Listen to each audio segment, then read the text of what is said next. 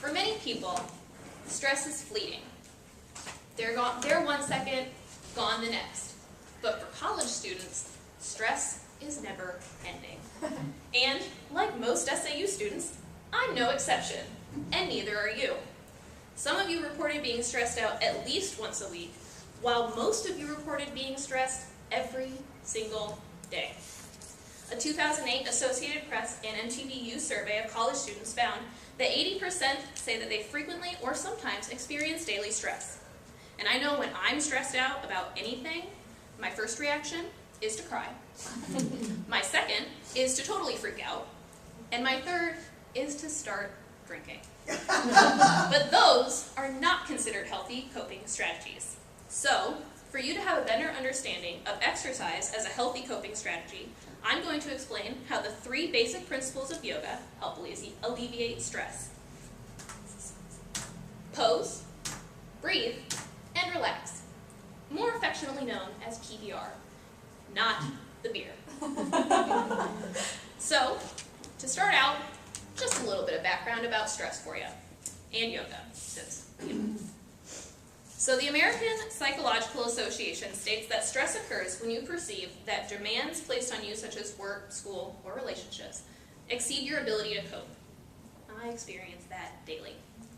And I'm sure many of you are thinking about those stressors now, especially as college students.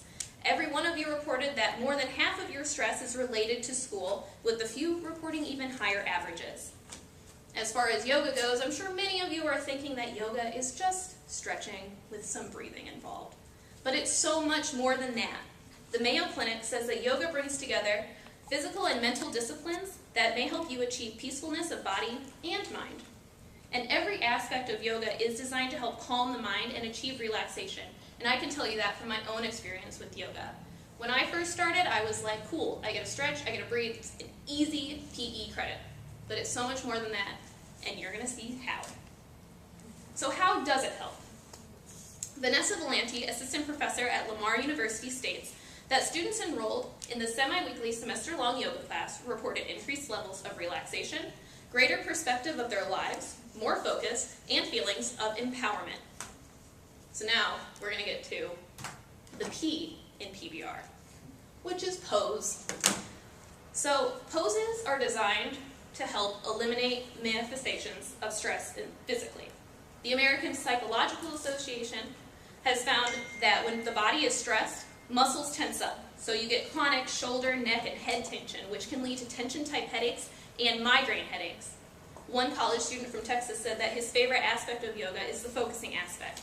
I only focus on yoga when I'm practicing yoga. I just forget about everything outside of yoga. I focus on every little detail, like am I making sure that my breathing is right? Or am I making sure that my fingers are spread apart and that I'm rooting down into my hands when I'm in downward facing dog? Or that my back is straight? So, some poses to help you reduce headaches, shoulder or upper back pain, or neck pain. The first one we're going to talk about is Padangusthasana, or the big toe pose.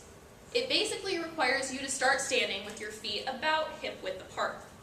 Then you're going to bend at your hips and hold on to your toes. This pose, according to the Yoga Journal, helps to calm the brain, helps relieve stress and headache and insomnia. And this is something that you can easily do in your own dorms. The next pose is called Child's Pose. One of my favorites, but not my favorite, which we will get to, I promise. So to get into this pose, you start by kneeling on the floor with your big toes touching and your knees spread, and you just bend your torso forward. And if you want, you can stretch your arms forward. That'll give you a better stretch in your upper neck and back. This pose not only stretches your hips, thighs, and ankles, but will also relieve back and neck pain while calming the brain, relieving stress and fatigue. Now this one, we're going to do together, guys.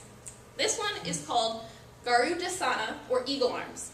And I'm sure many of you are looking at this photo thinking, nope, can't do it, not going to happen. But I promise that you can, and we're all going to do it right now. So, everybody get some room. So you start by extending your arms wide. And then you're going to cross your right over your left. Go ahead and hook those together. And your arms, your hands should be facing each other. If you can't get there, that's okay. Just grab on like that. Everybody got it?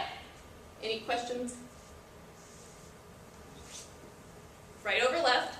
You want to hook this left arm and then cross your right arm around it. And then, sorry guys, I'm not a professional yoga teacher, I'm doing my best. Then, once you get into the pose, you want to lift your arms perpendicular to the floor, which will give you a stretch back here. Cat's got it. So, the Yoga Journal states that this pose stretches the shoulders and upper back and will help you improve your concentration. And you can do that sitting at your desk, right? You spend all day sitting and staring over a computer, and that'll help you sit up straight and stretch out your shoulders, which will make you feel better. Now, on to the B, breathing. Yoga calls it pranayama, okay? I like the funny words, they're fun. So Kate Holm, yoga therapist and founder-president of the Healing Yoga Foundation, said that time and time again, I've seen a simple pranayama practices reduce stress and anxiety, promote restful sleep, ease pain, increase attention and focus, and on a more subtle level, help people connect with a calm, quiet place within. The author of Yoga Sutra, Patanjali, describes breathing as a process by which you can break your unconscious breathing pattern and make the breath long, easeful, and smooth.